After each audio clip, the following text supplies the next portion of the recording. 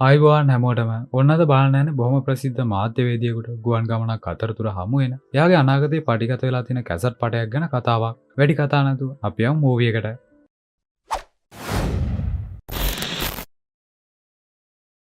කතාව පටන් ගන්නකොටම අපිට දකින්න ලැබෙන්නේ ප්‍රසිද්ධ ගවේෂණාත්මක මාධ්‍යවේදියෙක් වුණ ජස්ටින් සැන්ඩර්සන් ඊශ්‍රායල් බලා පිටත් වෙන එයාපෝට් එකට ඇවිත් ඉන්න දර්ශනයක්. එයා එයාපෝට් එකට ඇතුල් වෙනවත් එක්කම ජස්ටින්ට දකින්න ලැබෙනවා තමන් විසින් ලියපු පොතක්. මෙතන රාක්කයක අසුරලා තියෙන බව.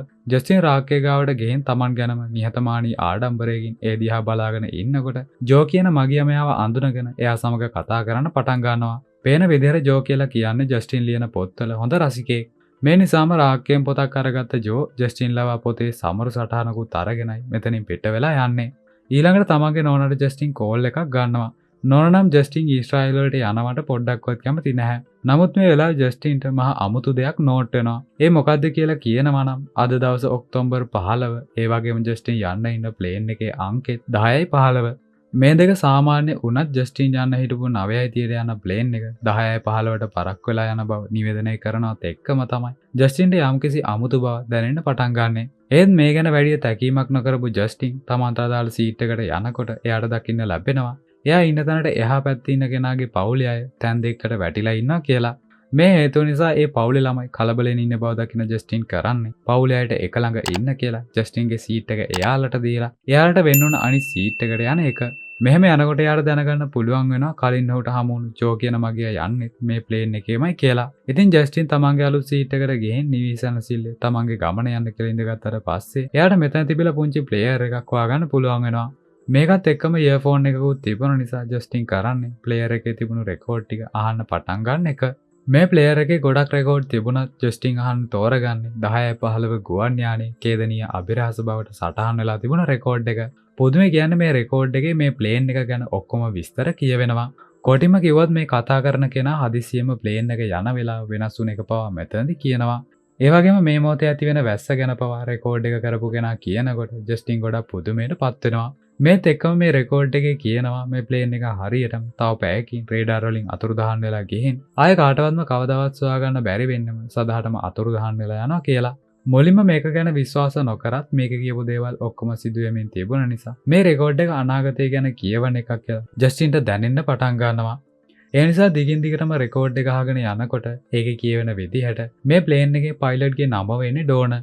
ඒකත් හරියටම හරි නිසා ජස්ටින් තමන් සමග ඉන්න තවත් මගියෙකුටත් මේ රෙකෝඩ් එක අහන්න කියලා ඉල්ලුවත් ඒ මගියා ජස්ටින්ටත් බැනලා වෙන සීට් එකකට ගිහින් ඉඳ ගන්නවා. මේක නිසා ජස්ටින් තීරණය කරනවා තනියම ඉඳගෙන දිගටම මේ රෙකෝඩ් එක අහන්න. මේත් එක්කම මේකෙන් කියන්නේ 10:21ට කුරුල්ලෙක් ගුවන් යානය හැප්පෙනවා කියලා. මේ වෙලාවේ හරියටම මේකත් සිදු වෙන නිසා ජස්ටින්ට ගුවන් යානය ඇත්තටම අතුරුදහන් වෙයි කියලා බයක් ඇති වෙන්න පටන් ගන්නවා.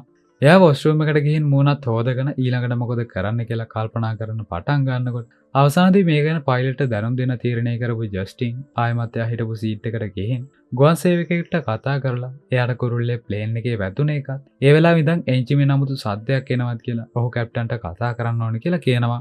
මේ වෙලාවේ හැම එන්ජින් දෝෂයක් ගැන වාර්තා වුණේ නැහැ කියපු ගුවන් සේවකයා ජස්ටින්ට කලබල නොවි සංසුන්ව ඉන්න කියලා මෙතනින් පිට වෙලා යනවා.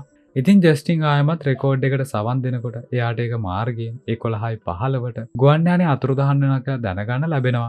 හැබැයි ඒක සිදු වෙන්නේ ගුවන් නියමුවා විසින් good night New York කියන වාක්‍ය කිව්වට පස්සේ කියලා තමයි මේකේ සඳහන් වෙලා තියෙන්නේ. මේක අහනවත් එක්කම තවත් කලබලයකට පත් වුණු ජස්ටින් මේක දිගින් දිගටම අහගෙන යනකොට එයාට දැනගන්න ලැබෙනවා ගුවන් යානය මෙහෙම අතුරුදහන් වෙන්නේ ගුවන් යානයේ පද්ධතිවල වෙන වෙනසක් නිසා කියලා. මේ අවස්ථාවේ ජස්ටින්ට මතක් වෙනවා ප්ලේන් එකේම කෙනෙක් ෆෝන් පාවිච්චි කරොත් ගුවන් යානයේ සිග්නල් වලට යම්කිසි බලපෑමක් වෙන්න පුළුවන් කියලා. ඉතින් ඒ නිසා අවට ටිකක් ඇවිදිනකොට ජස්ටින්ට ෆෝන් පාවිච්චි කරමින් ඉන්න දෙන්නෙක්ව හොයාගන්න පුළුවන් වෙනවා. මේ වෙලාවේ ජස්ටින් මෙයාට ෆෝන් ඕෆ් කරන්න කියනවත් එක්කම මෙතන කලබලයක් ඇති වෙන නිසා ඒක නවත්තන්න ගුවන් සේවකයන්ට මෙතනට එන්න සිදු වෙනවා. ගුවන් සේවකයෝ ජස්ටින්ට මෙතනදී ආපහු සීට් එකට යන්න කියලා කියපු නිසා ජස්ටින් කරන්නේ ආයෙමත් ගිහින් රෙකෝඩ් එක අහන්න පටන් ගන්න එක. එතනදී යාට ගුවන් යානයේ ගමන් කරන ඊගෝර් කියන මගියා ගැනත් ඔහු රුසියානු මාෆියාව පිළිබඳ ඔත්තු සපයන කෙනෙක් කියලා එයාට දැනගන්න ලැබෙනවා. වෙන්න යන සිදුවීමට මාෆියා කල්ලියේ බලපෑමක් ඇති වෙන්න ඉඩ තියෙන නිසා ආයමත් නැගිටලා මගින්ව පරීක්ෂා කරමින් ගියපු ජස්ටින්ට රුසියන් ජාතිකයෝ දෙන්නෙක්ව දැක ගන්න පුළුවන් වෙනවා. ඒ වගේම රෙකෝඩ් එකට අනුව ගුවන් යානය ආරක්ෂාව වෙනුවෙන් එයා මාෂල් කෙනෙකුත් මේකම ඉන්නවා කියලා දැනගත්ත නිසා ජස්ටින් ආයමත් ගුවන් සේවිකාවක් හොයාගෙන ගිහින් ඇතිලා තියෙන තත්ත්වය ගැන කතා කරන්න එයාට එයා මාෂල්ව හරි මුණ ගැහෙන්න ඕනේ කියලා කියනවා. ඒත් මෙතන ජස්ටින් මුලින්දම කලබල ඇති කරපු නිසා මෙයා කරදරකාරයෙක් කියලා හිතපු ගුවන් සේවිකාව ජස්ටින්ට ආයමත් සංසුන්ව ඉඳගෙන ඉන්න කියලා කියනවා. ඉතින් මේ වෙලාවේ හොඳට මසරණ වුණ ජස්ටින් ආයමත් සීට් එකට ගියාට පස්සේ ජස්ටින්ගේ හැසිරීම මුලින්දම බලාගෙන හිටපු ජෝ එයා ගාවට ඇවිල්ලා මෙහෙම කරන්නේ ඇයි කියලා අහනවා. මෙතන ජස්ටින් ජෝට මුලින්දම ඔක්කොම විස්තර කිව්වට පස්සේ ජෝත් ජස්ටින් කියන එක විශ්වාස කරලා ප්ලේන් එක බේරගන්න එයාත් ජස්ටින්ට උදව් කරන්නම් කියලා කියනවා. මෙතන තමයි ජස්ටින් දැනගන්නේ ජෝ කියලා කියන්නේ පයිලට් කෙනෙක් කියලා. ඊළඟට මේ වුණ සිදුවීම් ගැන කතා කරනකොට දෙන්නගම සැකේ යන්නේ රුසියන් ජාතිකයෝ දිහාවට නිසා. එයාලා තීරණය කරනවා රුසියන් ජාතිකයෝ දෙන්නගේ බෑග් පරීක්ෂා කරලා බලන්න. මේ නිසා ජස්ටින් හොරෙන්ම ගිහින් නිදාගෙන ඉන්න රුසියන් ජාතිකයෝ දෙන්නගේ බෑග් පරීක්ෂා කරනකොට මේ සිදුවීම අනිත් මගීන්ගේ අවධානයට ලක් වෙනවා.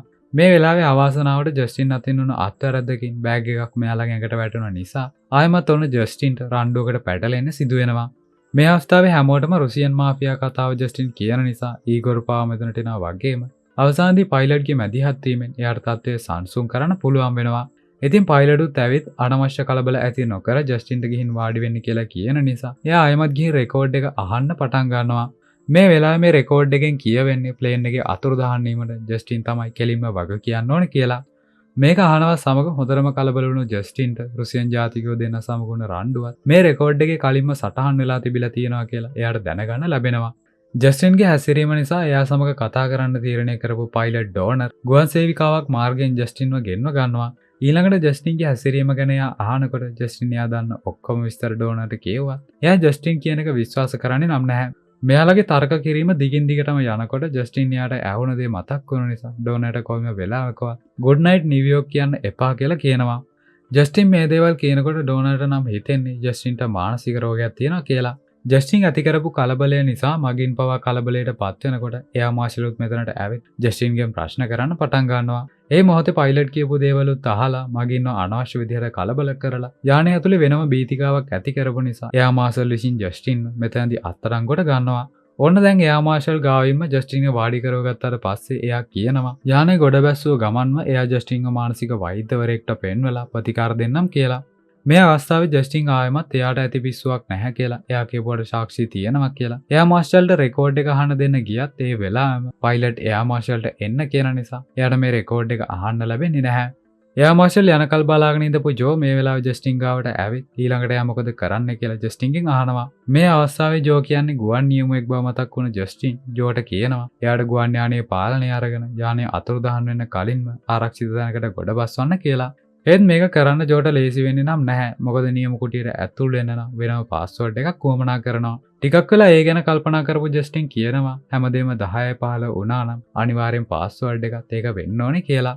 ජස්ටින්ව තදින්ම විශ්වාස කරපු ජෝ ඊළඟට හැමෝටම හොරෙන් නියම කුටිය ගාවට යනවා වගේම පුදුමයකට වගේ මේ නියම කුටියේ පාස්වර්ඩ් එක වෙන්නේ ජස්ටින් කිව්වා වගේම 10:15. මේ විදිහට හොරෙන්ම නියම කුටියට ඇතුළු වුණ ජෝ පයිලට්වත් අඩපණ කරලා එයාගේ අඩතර ප්ලේන් එකේ පාලනය ගන්නකොට මේක දැනගත්ත මගින් හොඳටම කලබල වෙන්න පටන් ගන්නවා. මේ අවස්ථාවේ එයා මාෂල් ඉක්මනින්ම ක්‍රියාත්මක වෙලා ජෝ වල්ල ගන්න ආවත් ජෝ විසින් මැදිරියේ වායු පීඩනය අඩු කරපු නිසා හැමෝටම සිහි නැති වෙන්න පටන් ගන්නවා. මේ අවස්ථාවේ කොහොම හරි යන්තම් හොඳ සිහියෙන් ඉන්න අවස්ථාවක් හොයාගත්ත ජස්ටින් තමන් නිසා තමයි ජෝට ප්ලේන් එකේ පාලනය ලබා ගන්න පුළුවන් වුණේ කියලා කල්පනා කරමින් නියම කුටිය දිහාවට යනවත් එක්කම ජෝ හැමෝටම ඇහෙන විදිහට ගුඩ් නයිට් නිවියෝක් කියලා කියනවා. මේත් එක්කම ජස්ටින්ට සිහිය නැති වෙලා යනවා වගේම ජස්ටින්ට ආපහු සිහිය එන්නේ මොහොත වෙරළක් ළඟදී. ඉතින් අපිට පේන විදිහට කලින් දවසේ ගුවන් යානයේ වුණ සිදුවීම් සමග යානය මොහොතට කඩාගෙන වැටලා තියෙනවා. සිහිය ආවට පස්සේ වටපිටාව හොඳට පරීක්ෂා කරපු ජස්ටින්ට කාවත් හොයාගන්න නම් ලැබෙන්නේ නැහැ. ඊළඟට යානයෙන් ගොඩ ගහගෙන ආව දේවල් පරීක්ෂා කරනකොට ජස්ටින්ට රෙකෝඩර් එක හම්බ වෙන නිසා එයා රෙකෝඩ් එකේ ඉතුරු ටිකත් අහන්න පටන් ගන්නවා. ඒකේ කියන විදිහට ප්ලේන් එක අතුරුදහන් වුණ නිසා ප්ලේන් එක හොයාගෙන මෙහෙයුම් කිහිපයක් දියත් කරා කාටවත්ම ප්ලේන් එක හොයාගන්න හැකියාවක් ලැබෙන්නේ නැහැ. ඒත් දින කීපයකට පස්සේ අහම්බෙන් භාණ්ඩ ප්‍රවාහන නැවකට පුංචි දූපතකින් මේ මගියෝ හැමෝම හොයාගන්න හැකියාව ලැබෙනවා. ඒත් මෙතන මගින් ඔක්කොම නිරුපාදිතව හිටියත් එයාලට එකම එක මගියෙක් දූපතේ කොහෙදිවත් හොයාගන්න ලැබිලා නැහැ. ඒ අතුරුදහන් වෙන මගියා වෙන කවුරුවත් නෙමෙයි ජස්ටින් සැන්ඩර්සන් කියනවත් එක්කම ජස්ටින්ට දකින්න ලැබෙනවා. ගුවන් යානයෙන් බේරිලා දූපතරාව මගින් හැමෝම ගොඩක් තරහෙන් එයාගේ පැත්තට එන බව. ඉතින් මේ අනතුරු වෙන්න එකම හේතුව ජස්ටින් නිසා ලොකු තරහකින් හිටපු මගින් කණ්ඩායම ජස්ටින් මරණයට පත් වෙනකල්ම ඔහුට පහර දෙනවා. ඔන්න ඉතින් අවසානයේදී හැමෝම දූපතෙන් ගියාට පස්සේ වෙරළට එන එක වාර්තාකාරයෙක් අර රෙකෝඩර් එක අහුලගෙන යනවත් එක්කම මේ කතාවත් මෙතනින් ඉවර වෙනවා.